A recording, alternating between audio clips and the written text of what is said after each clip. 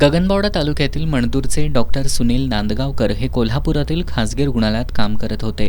सोमवारी मध्यरात्री 2च्या सुमारास काम संपवून आपल्या मणदूर या गावी मोटारीनं निघाले होते. पन्हाळा तालुक्यातील कोल्हापूर गगनबावडा रस्त्यावरील मरळी इथल्या पुलानजीक आल्यानंतर कोकणहून कोल्हापूरकडे येणाऱ्या कंटेनरची आणि त्यांच्या मोटारीची समोरासमोर धडक झाली. या धडकेत डॉक्टर सुनील नांदगावकर हे जागीच ठार झाले. या अपघातात कंटेनरच्या पुढील बाजूचंही नुकसान झालंय. अपघाताची माहिती समजताच कळे पोलीस ठाण्याचे सहाय्यक निरीक्षक प्रदीप कदम हे घटनास्थळी दाखल झाले. या अपघाताची नोंद कळे पोलीस ठाण्यात झाली असून कंटेनर चालक पोलीस ठाण्यात हजर झालाय. अपघातामुळे महामार्गावर वाहतूक कोंडी झाली होती. सकाळी डॉक्टर नांदगावकर यांचा मृतदेह CPR इथं शवविच्छेदनासाठी पाठवण्यात आला.